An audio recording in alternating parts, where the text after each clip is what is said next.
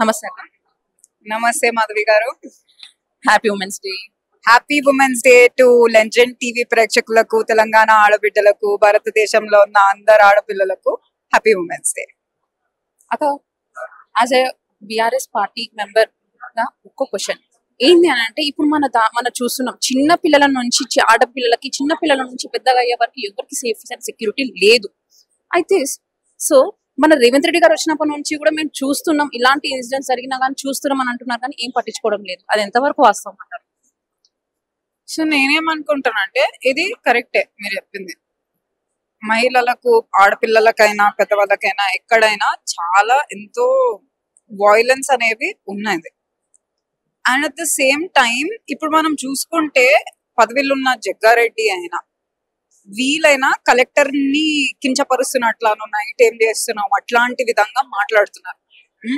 లేకపోతే సీఎం రేవంత్ రెడ్డి గారైనా, నువ్వు గాజులు తొడుకో, చీర కట్టుకో, బస్ ఎక్కు, లేకపోతే మగాడివైతే ఆడదానివైతే అంటే ఇట్లాంటి విధంగా మాట్లాడుతున్నప్పుడు, మనం మహిళా నాయకురాలే ఒక అమ్మాయిని పర్సనల్ లైఫ్ లో గెలికి మాట్లాడుతున్నప్పుడు వాళ్ళ రాజకీయ లబ్ధి కోసం ప్రజల్లో ఎట్లుంటది? వాళ్ళే మాట్లాడుతున్నారు మాకేంది అని చెప్పి మహిళలను ఒక చిన్న చూపు చూడడం అనేది జరుగుతుంది. మనము ప్రతి ఒక్కటి నార్మలైజ్ చేస్తున్నాం, మహిళలను తిట్టడం అయినా లేకపోతే దేంట్లో అయినా మహిళలకు ఒక రెస్పెక్ట్ అంటూ లేకుండా పోయింది. అదే సొసైటీలో పర్కులేట్ అయిపోయి సొసైటీలో కూడా ప్రజలు కూడా అట్లనే బిహేవ్ చేసి అమ్మాయిలను చిన్న చూపుగా చూసి వాళ్ళు ఇష్టం ఉన్నట్లు ప్రవర్తిస్తున్నారు.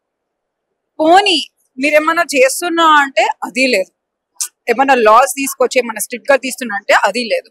మహిళా జర్నలిస్టులే వెళ్ళి ఏమన్నా రిపోర్ట్ చేస్తున్నప్పుడు పోలీస్ స్టేషన్ లో వెళ్తే పోలీసులే వీళ్ళకి టార్చర్ చేస్తున్నారు. లేకపోతే లగచర్లలో మనం చూసుకున్నా కూడా ఎంత ఘోరమైన విషయం అది. ట్రైబల్ ఉమెన్ అంటే వాళ్ళకి ఎవరు లేరన్నా అంటే మీ ఆలోచన ఏంది? పోలీసులే వెళ్ళి వాళ్ళని అత్యాచారం చేయడం, లేకపోతే వాళ్ళ బట్టలు ఇప్పడం, ఇట్లాంటి పరిస్థితిలో మనం బతకాల్సి వస్తుంది నేడు కాంగ్రెస్ ప్రభుత్వంలో అని చెప్పి నేను చెప్తున్నా. కాబట్టి మనం అందరం కలుపుకట్టుగా, మనం ఏంది 50% ఉన్నప్పుడు మనం మహిళా పాపులేషన్, మనం అందరం కలుపుకట్టుగా ఒక వాయిస్ అనేది ఇస్తే, ఒక గొంతు అనేది ఎత్తితే వాళ్ళు అట్లా చేయగలుగుతారా? దమ్ముంటుందా వాళ్ళకి చేయడానికి? మనం అందరం కలిసి మాట్లాడాలి. ఈ ఈ ఈ అన్యాయాలపై మనం గొంతెత్తి నువ్వెవరు అని చెప్పి మనం అడగాలి అని చెప్పి నేను మహిళలకు పిలుపునిస్తున్నాను. అయితే ఈ రోజు 1 కోటి మంది మహిళలను కోటీశ్వరులను చేస్తా అని రేవంత్ రెడ్డి గారు వాక్యాలు చేస్తున్నారు. మరి ఎంతవరకు అవి నిజమే? ఎవరు నమ్ముతున్నారు? అసలు ఇప్పుడు ఎవరైనా నమ్మే ప్రసక్తిలో ఉన్నారా రేవంత్ రెడ్డి గారిని? మీరు 2500 ఏదైతే మహాలక్ష్మి పథకం కింద ఇస్తా అన్నారో ఫస్ట్ అది ఇచ్చి చూపియండి. మీరు ఏదైతే మా ఆడపిల్లలకు స్కూల్ కాలేజ్ లో స్కూటీ ఇస్తా అన్నారో ఫస్ట్ అది ఇచ్చి చూపియండి. ఫస్ట్ మా ఆడపిల్లలకు పెళ్ళయ్యేటప్పుడు కళ్యాణ లక్ష్మి చెక్, తులం బంగారం ఇస్తా అన్నారు, అది ఇచ్చి చూపియండి. ఇవి బేసిక్ వి మీరు ఇవ్వకుండా కోటీశ్వరులను చేస్తా అంటే 1 కోటి మంది మహిళలు నవ్వుకుంటున్నారు మీ మీద.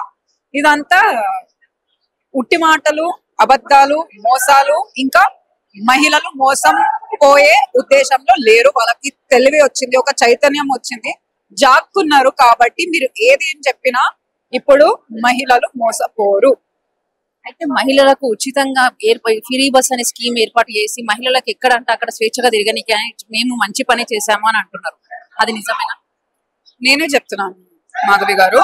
నేను కాలేజెస్కి వెళ్ళినప్పుడు మా నారాయణఖేడ్ లో ఎక్కడైనా, అక్క మేము 5 గంటలకు లేవాల్సి వస్తుంది, పొద్దుగాల వచ్చి వెయిట్ చేయాల్సి వస్తుంది, మాకు బస్ ఫ్రీక్వెన్సీ అనేది లేకుండా పోయింది. ఎక్కిన తర్వాత కండక్టర్ అబ్బాయిలు అసభ్యకరంగా ప్రవర్తిస్తున్నారు, మమ్మల్ని దొబ్బుతున్నారు,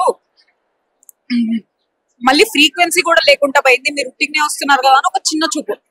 మీరేమన్నా డబ్బులు కట్టి వస్తున్నా, నీకెందుకు లేచి నిల్చో, ఒక అవమానకరంగా మాట్లాడడం అనేది జరుగుతుంది బస్సుల్లో.